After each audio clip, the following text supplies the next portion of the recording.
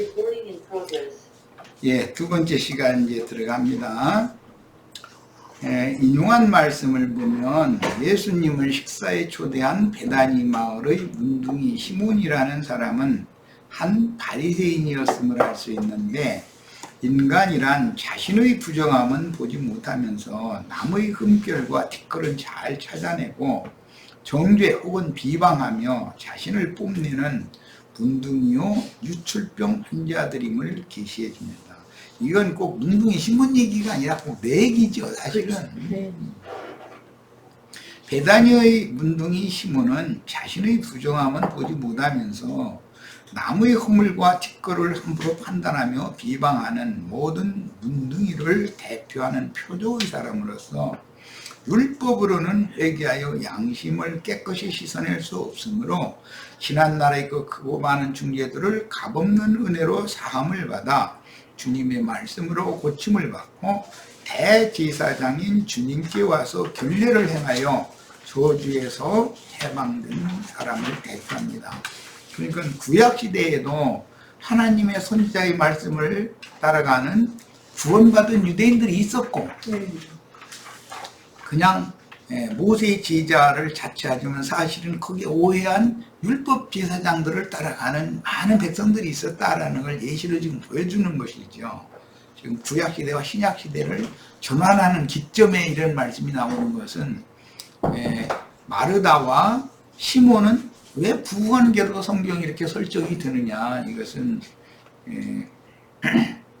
은혜를 입은 마르다와 은혜를 입은 시몬은 구약의 전 기간에 구원 얻은 사람을 상징한다라는, 대표한다라는 걸 알 수가 있는 거예요. 자, 그는 육신의 생각에 따라 자신은 자칭 의인이 되어 자기의 부정한 상태를 모르고 교만하여 거역하는 모든 위선자들인 문둥이 10명 중에 고침을 받고 주님께로 돌아온 자인데, 한 문둥이는 주님께로 돌아왔죠. 예? 이스라엘 모든 사람들이, 바리새인들이 다 문둥이들이었지만 이 시몬이라는 사람은 주님께로 돌아온 사람을 상징한다 이 말이에요. 말하자면 그의 아내는 마르다로 상징이 됐고, 이것은 구원받은 이스라엘 사람들을 대표한다 이런 말이에요. 예. 그리고 주님께서 이 생을 마치던 그 한 주간에 그의 집에서 날마다 주님을 위해 잔치를 베풀었으니 문둥병에서 고침을 받은 자가 율법에 정한 예물을 제사장에게 바치고 정결함을 받았다는 선포를 받는 율법이 이루어진 것입니다. 그러니까 예수님을 모시고 예수님의 마지막 한 주간 동안에 구약시대에서 신약시대로 넘어가는 그 과정에 문둥병을 시몬이 치료를 받고 이제 결례를 위해서 잔치를 하는 거예요. 네. 이렇게 해서 율법을 실현한 말이다라는 거예요. 하늘과 땅에는 악한 영과 선한 영이 있고 진리의 영과 미혹의 영이 있으므로 영은 무조건 선하고 육은 무조건 악하다는 영지주의 가르침은 모순이며, 자신들은 복음을 믿음으로 단번에 구원을 받았다는 허망한 자랑도 여전히 육신의 몸을 입고 있어서 언제라도 죄의 유혹을 받는 문둥병과 유출병의 위험에 노출되어져 있다라는 사실을 모르는 자들이다. 이게 영지주의자들은 거기는 막 구원받았다고 그러는데, 자신들이 구원받았다고 자신들을 인정한다고 해서 그게 구원이 된 게 아니죠. 제사장으로 지금 오신 예수님이 네 죄사함을 받았느니라 평안히 가라, 네 믿음이 너를 구원하였다 평안히 가라, 이렇게 예수님이 선언을 해 주셔야 되는 것이죠. 그래서 우리 이제 자매님들이 이런 말을 아주 귀담아 들으셔야 돼요. 주의 성령께서 다으신 마음과 마음에 너는 내 것이고 너는 확실하게 구원받은 정결한 자고 의인이다 라고 하는 인침을, 성령의 인침을 확실하게 간직하고 있어야 되는 거예요. 이게 안 돼 있으면 주 앞에 섰을 때 주인날에 증거를 제시하지 못하면 그거는 보통 문제가 아닌 거죠. 이거는 지금 살아생전 같으면 이제라도 회개하고 이 말씀을 들어서 깨닫고 믿으면 되지만, 그때 막상은 또 나 살려주세요. 다시 저 세상에 가서 말씀 좀 듣고 올게요. 그건 가는 거지 많은 얘기잖아. 바리새인들은 자칭 의인들이며 항상 주님의 복음 증거를 대적하고 회방했으나 베다니의 문둥이 시몬은 자신도 격리된 문둥이라는 사실을 말씀으로 깨닫고 나 자신을 볼 줄 알아야 되는 거예요. 기본적으로. 주님의 말씀으로 깨끗함을 받고 결례의 잔치를 배설하여 주님께 구원을 확증받은 베다니의 문둥이로서 마르다의 남편이었으니, 이거 마르다가 시몬의 아내라는 말이 어디가 있느냐? 시몬의 집에서 잔치한다고 되어 있지만 마르다가 음식을 대접하느라고 그렇게 분유하겠다는 건 마르다가 자기 집에 초대했으니까 시몬의 아내니까 당연히 음식집에 오는 것이지. 자, 구약시대의 그 선지자의 말씀으로 구원받은 백성들을 대표하는 부부가 시몬과 마르다입니다. 이것은 육신적인 얘기를 하는 것이 아니라 영적인 설정이다 이게. 중한 문둥병 환자들을 깨끗하게 하려고 임하신 구원자를 배척한 바리새인들과 같이 주님의 복음을 변질시키고 많은 영혼을 멸망으로 인도하던 유대교 지도자들의 문둥병과 유출병이 오늘날까지도 기독교 계의 자칭 유대교 지도자들인 가인의 길에 행하는 자들과 맹신자들에게 대대로 전수되고 있습니다. 이게 게하시와 게하시의 후손들에게 문둥병이 지금 대대로 전수되는 건 왜 그러는 거예요? 더러운 일을 취한 것이 그것 때문에 문둥병에 걸린 거잖아요. 이 말을 목사들이 아마 들으면 되게 기분 나빠할지도 모르겠어요. 내가 게하시란 말이야? 하나님의 선지자인 이사야는 예수님에 대한 상징이기 때문에 예수님의 종이라고 자신들이 다 주님의 종이라고 하니까 종인데, 예수님은 받지도 않는 예물을 지가 쫓아가서 자원해가지고 받은 것 때문에 지금 그 자자손손 문둥병이 저주를 받은 거 아니에요. 이런 말을 그냥 그 사람들이 성경을 안 읽느냐, 나랑 똑같은 성경 읽는 거예요. 그런데 그들은 이런 말씀이 있어도 깊이 새겨서 이게 나에게 하시는 말씀은 아닐까 하고 좀 생각을 해봐야 되는데 그런 생각이 전혀 없다는 것이 이게 참 큰 문제죠. 그러니까 이제 나아만 장군과 게하시 얘기는 이미 했으니까 누가복음 4장 14절로 30절 말씀으로 바로 넘어갑니다.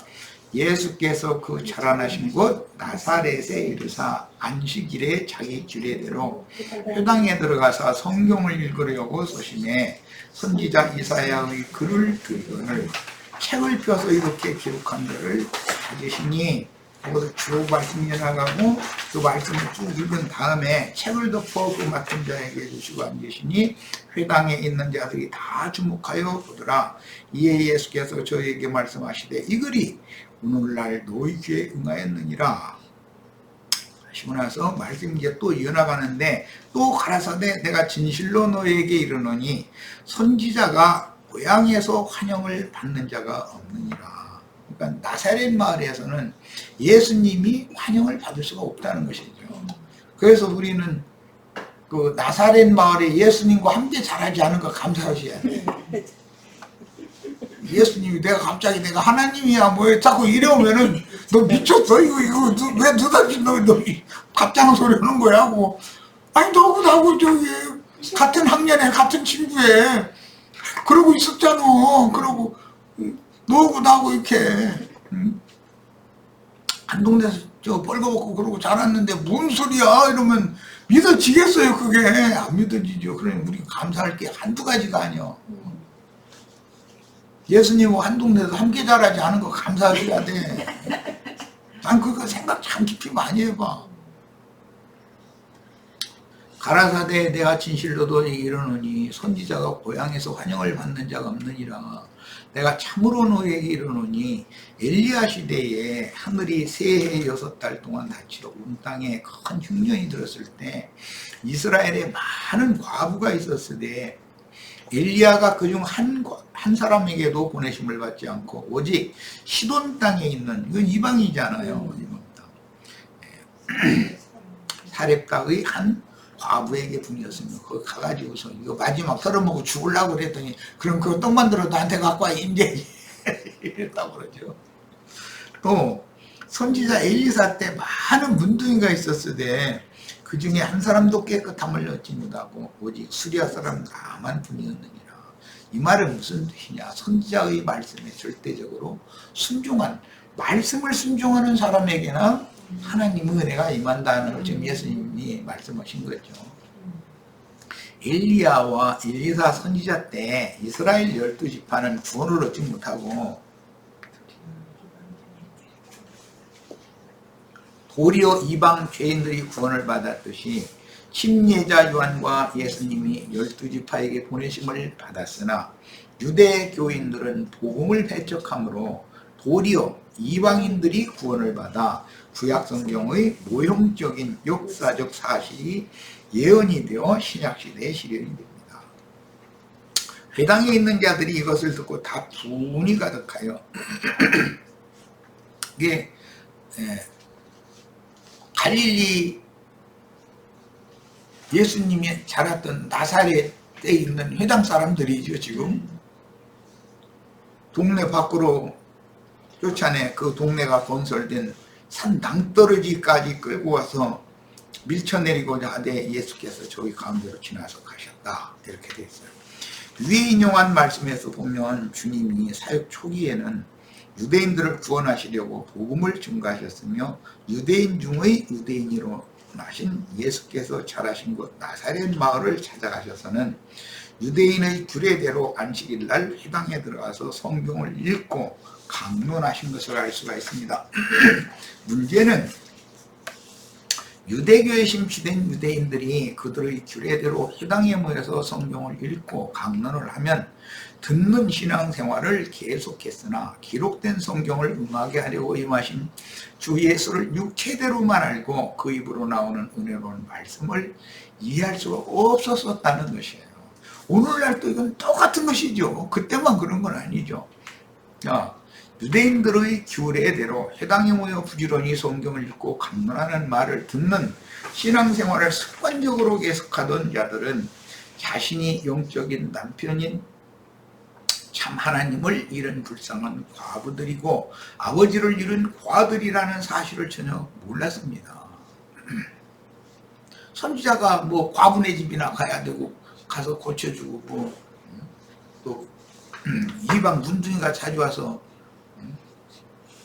나 좀 고쳐달라고 하면은 문도 안 열어보고 요단강에 가서 목욕 7번 하고 돌아가 그리고 쳐다도 안 봤다고 그러고 그러면 그런 이야기들이 무슨 의미인지를 생각을 해봐야 된다는 거예요. 예. 유대교 해당해 보인 자들은 유대교 지도자들에게 날마다 성경으로 가르침을 받았으나 사실은 하나님의 말씀을 듣지 못하는 기갈을 향하여 죽어가고 있는 가련한 이스라엘의 과부와 과들이라는 사실을 전혀 인식하지 못하고 있었던 것입니다. 자신들은 율법으로 의롭다함을 받고 먹을 것도 많고 모든 것이 풍요한 부자들이라고 생각하고 있지 자신들이 가련한 과부들이고 과들이라는 건 꿈에도 생각을 않고 있는 거야 지금.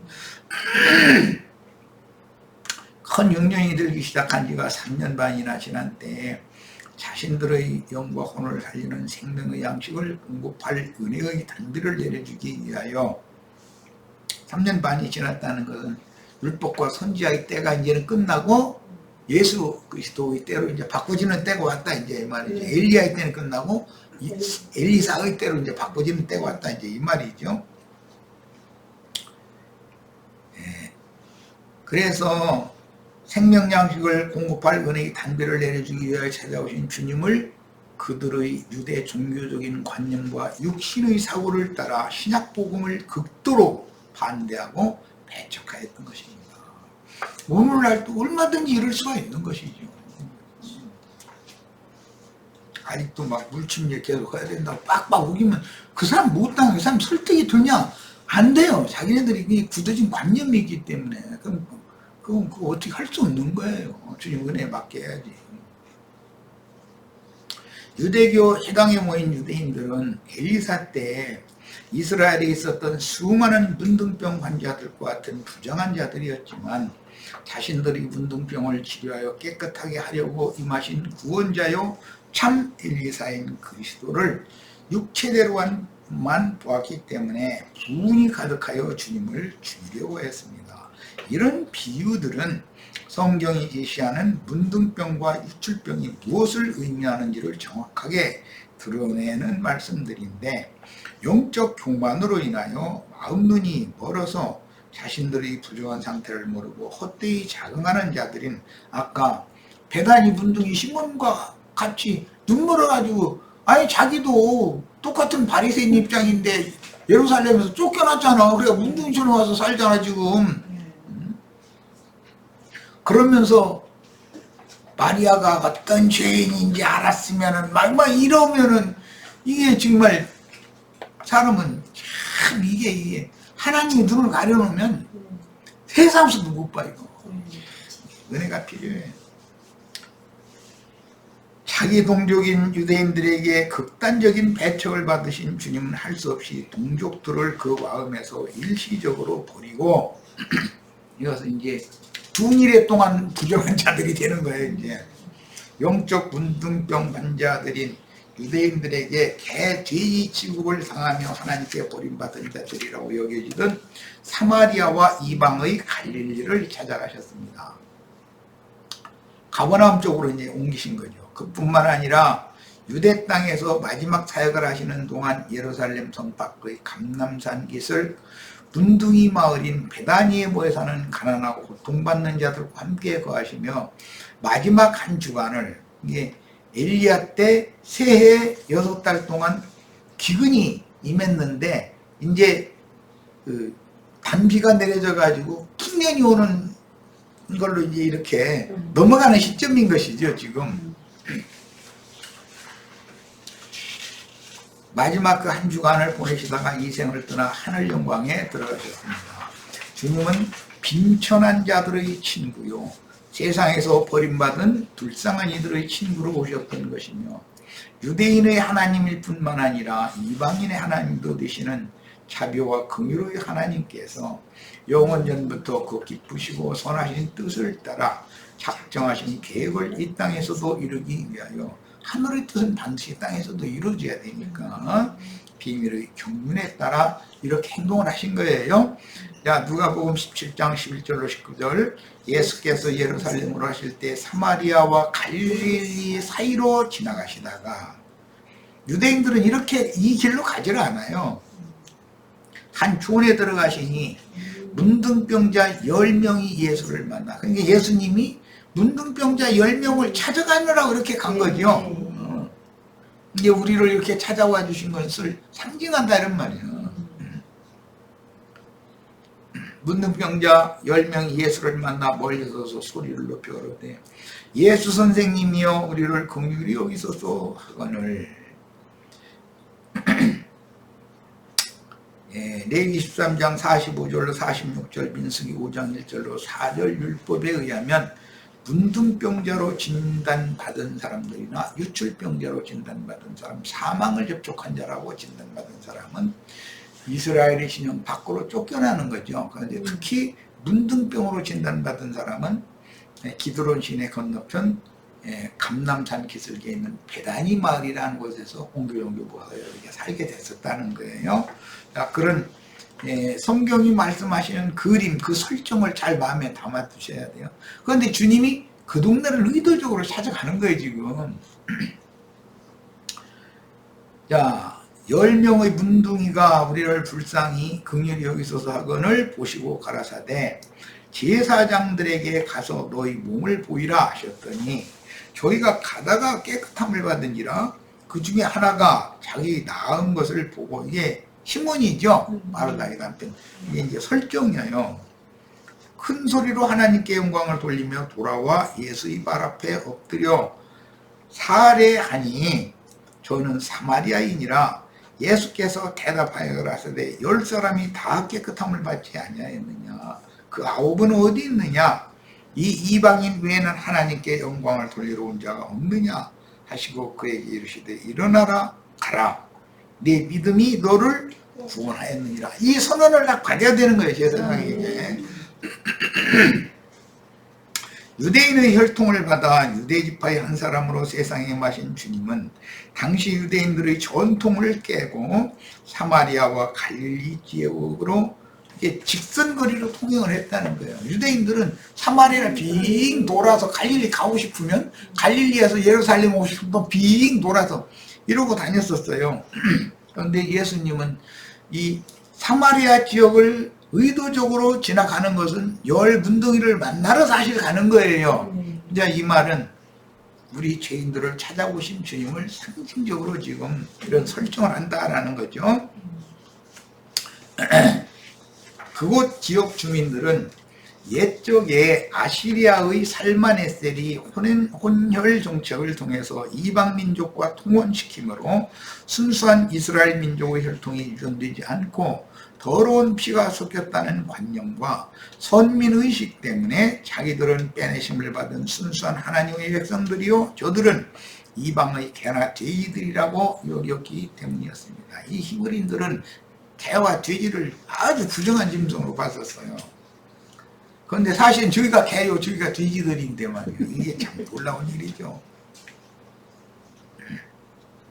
저희가 몰지각한 목자들이 저희고 뱃속에 욕심만 가득 들어있는 돼지들이 저희잖아요 지금. 그런데 이걸 꿈에도 생각을 하니까 밖에 있는 강아지, 돼지 이런 것만 생각하고 있는 거예요. 성경을 문자대로 읽고 이러면 이게 큰일 나는 거죠. 그러니까 주님은 유대인들의 전통을 익히 알고 계셨으나 사마리아와 이방 땅인 갈릴리 지역으로 직행하여 예루살렘으로 들어가려고 하셨는데 이런 행동은 동족인 유대인들에게 비방을 받아 마땅한 행동이었으나 하늘이 보내신 참 제사장인 주님이 친히 문둥병자들을 만나 고치려고 일부러 취하신 행동이었던 것입니다.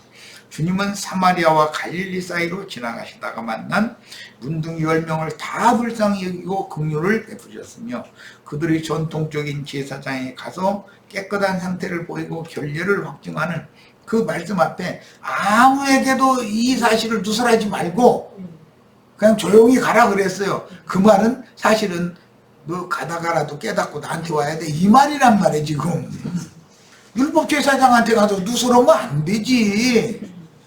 이미 주님 그걸 이미 지시를 했는데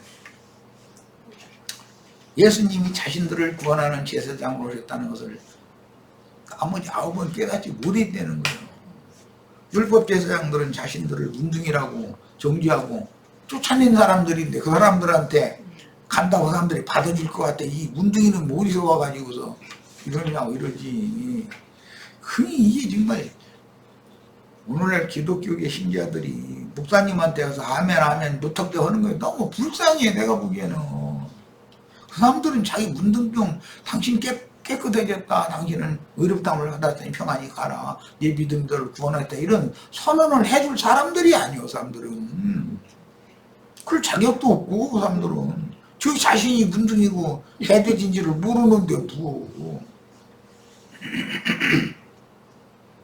주님은 사마리아와 갈릴리 사이로 지나가시다 만난 문둥이 10명을 다 불쌍히 여기고 긍휼을 베풀렸으며 그들의 전통적인 제사장이가 깨끗한 상태를 보이고 결례를 확증하는 예물을 드려. 여기 전통적인 본래의 제사장은 예수님을 말하는 거잖아요. 멜기세덱 반차의 제사장. 그분한테 보여야 되는 거지.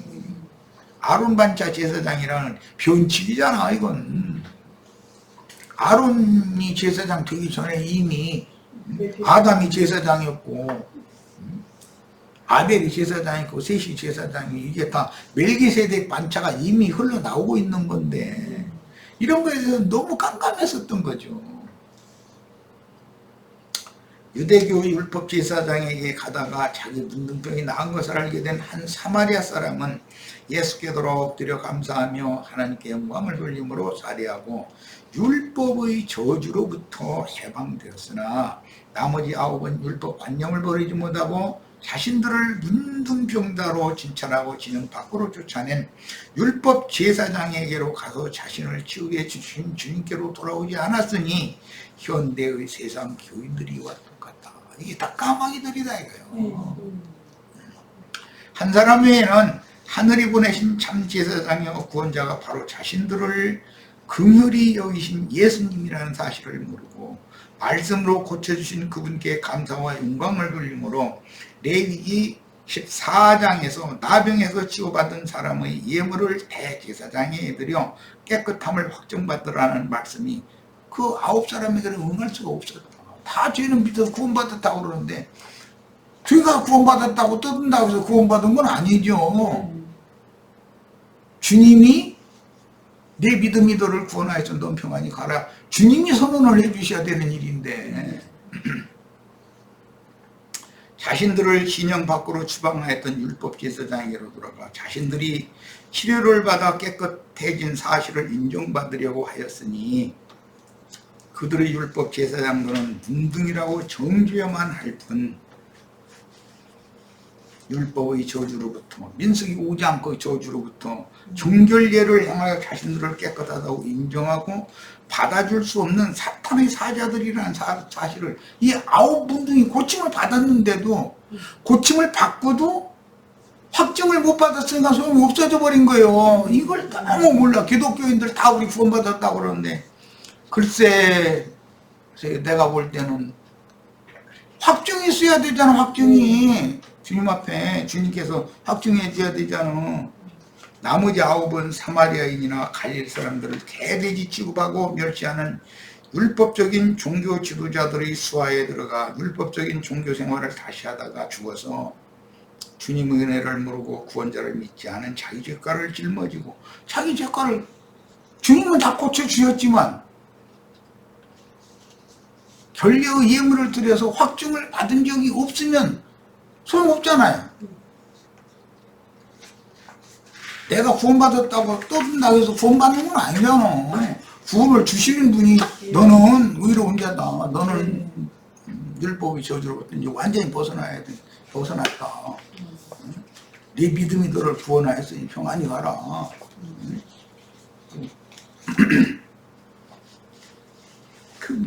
마리아는 500데나리온 탕감받은 사람이 은혜가 더 커.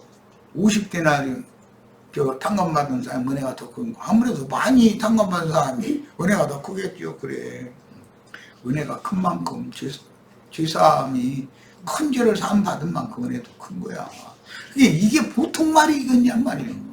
그런데 나는 저 사람보다는 낫고 이런 거나 자꾸 세상에서 뭐해서 성공해서 했다고 돈 많이 벌었다는 얘기나 했다고 이러면 아니 난 그런 사람 만나면 머리가 다 아파 죽겠어. 아주 영이 안 맞은 거 아니고 골치가 막 아파 나는.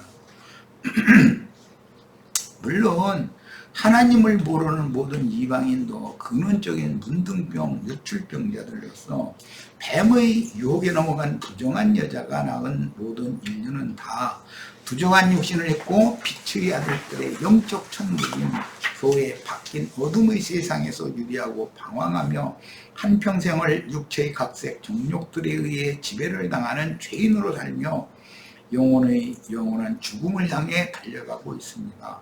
문둥병자에게 내려지는 처벌은 이스라엘 백성들과 함께 거하지 못하고 진 밖으로 쫓겨나서 제사장이 친히 찾아와 깨끗하게 하여 주기까지는 머리를 풀고 사는데 혼자 살라고 돼 있고 항상 윗입술을 가리고 사람이 접근하려고 하면 나는 부정하다 외쳐야 된다고 그랬어요. 그래서 건강한 사람의 접근을 막아야 했으며 자신의 부정을 스스로 밝히고 자신을 정죄해야 했으니 동족이지만 함께 어우러져 살아갈 수가 없었어요. 사람은 사회성의 동물이기 때문에 어우러져 살아야 돼요. 교회라는 건 서로 연락하고 상합해서 한 몸으로 세워져야 되는 거예요. 그런데 교회 중에 독단적인 사람, 누구와도 상합이 안 돼. 너무 독선적인 아집이 강한 사람, 자기만 옳고 자기만이 무조건 다고, 이렇게 나오면 그 사람 혼자 살아야 돼. 이렇게 해놨어. 법이 이렇게 돼 있어. 교회 중에서는 그래서 출교를 그래서 시키는 거예요. 그래서 혼자 살아봐라 이거예요. 그러면서 사람이 자기한테 이제 접근하려고 그러면 윗입술을 가린다는 거, 저기 북한 그 영화나 보고 뉴스 보면은 김정은이 앞에서 다 윗입술 가리죠 이러고 하는 거 보셨죠? 그게 뭔 뜻인 것 같아요? 이분 앞에서 내가 함부로 입 벌리면 안 된다라는 거잖아요. 윗입술을 다 가린다라는 거. 꼭 그들 말한 대로 들어보면 김정은이 앞에서, 젊은 놈 앞에서 나이 먹은 70, 80 먹은 할아버지들이 입 가리고서 이러고 얘기하잖아요. 그러니까 뭘 보이는 거예요? 자기를 상대방의 앞에서 자기를 극도로 비하시키는 것을 말하는 거예요. 낮춰야 된다 이거예요. 그런데 우리가 누구 앞에서 말하는데 함부로 다 이렇게 말하는 게 아니라 입을 가려가면서 바로 기침을 해도 좀 가리고 좀 하고 이런 식으로 다 하는 게 예의잖아 그게. 그래서 윗입술을 가리고 사람이 접근할 때마다 나는 부정한 사람이다, 나는 부정한 사람이라는 걸 그걸 외치고 살으라는 거예요. 이게 눈둥이들이 얼마나 어마어마한 형벌을 받고 살았는지를 알 수 있잖아요. 그러다가 예수님이 찾아오시면은 그걸 고쳐주시고, 말씀으로 고쳐주시는 걸 고쳐주시고, 주님은 예물을 실제로 받느냐? 받지도 않아요. 이사야 선지자가 예물 받느냐? 안 받았어요, 실제로. 잔뜩 싸가지고 왔거든, 바리바리. 근데 줄라고 하니까 안 받아버려. 그런데 게하시 가서 내라도 받아야지, 주사가 엉뚱한데, 문둥병이 게하시와 그 후손들에게로 유전됐다는 거예요. 이게 보통 말이에요, 지금. 주님은 값없이 말씀을 선포해서 사람들을 치료해 주시고, 예물을 갖다 바친다고 해도 세상적인 어떤 예물을, 사례금을 받는 게 아니고 돌아온 그 영혼을 받는 거예요. 돌아온 그 영혼을. 이것이 복음이다. 자, 이런 율법의 오용으로 인해 유대교의 제사장들은 문둥병자나 유출병자, 사망을 만진 자들을 진영 밖으로 추리하여 격리시키는 율법만 중요하게 행하고, 진영 밖으로 나가서 문둥병자를 진찰하고 고침받은 자들을 율법의 저주에서 해방시켜주는 율법을 행하지 않았던 것입니다. 고쳐주고 나서 사례를 받는 것도 아니요. 뭘 받느냐? 돌아온 그 한 영혼을 받는 거예요. 이게 복음이요. 유대교 제사장들은 사람의 손으로 세운 건물 신전에서 종교적인 교권만 주장하며 진영 밖으로 쫓겨난 불쌍한 이들을 만나러 가지도 않고, 모든 불결과 부정에서 치유받은 이들을 위한 정결례를 행하여 저주에서, 율법이란 건 저주거든, 해방해주지 않던 행습을 현대의 세상 교계의 목회자들이 이어가다 오로지 헌금을 받을 목적으로 사람들을 건물 신전으로 모으고 있습니다. 이런 말이 누구를 미워서 하는 말이 아니고, 이게 때가 이르렀기 때문에 듣는 귀가 있는 사람들이 다 율법의 저주에서 속량받고 우리 구원자이신 주님께로 다 나오라고 나팔을 부는 중입니다. 들을 귀가 있고 깨닫는 마음이 있기를 바랍니다. 자, 마칩니다.